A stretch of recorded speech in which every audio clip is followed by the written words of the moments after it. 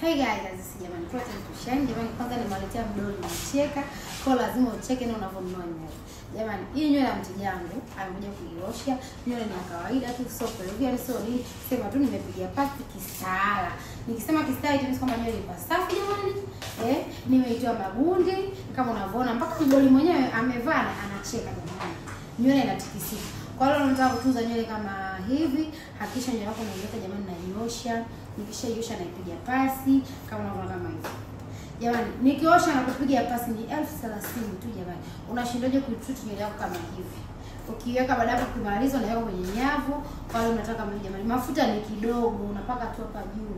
Kuna wale watu wanapaka mafuta yanang'aa kiasi kwamba nywele inakuwa tena sio nzuri. Kwa hiyo jamani, tujitahidi usafi, nywele za watu wenyewe, pia mnaoazimishana basi angaleta mtu naye mwazimisha. Na mwingine akiazima nywele anarudisha nywele chafu wakati alileta safi. Kwa hiyo jamani, tumieni ustaarabu. Kulwa yupo kwa ajili yenu, leta nywele mtume boda boda. Tunanyosha nywele yako inakuwa katika hali kama hii. As you see guys, anganyoa nywele kisafi, au hitaji mafuta mengi, mafuta ni hapa tu juu jamani. Unaweza kuiweka kuvaa na kuvua, unaweza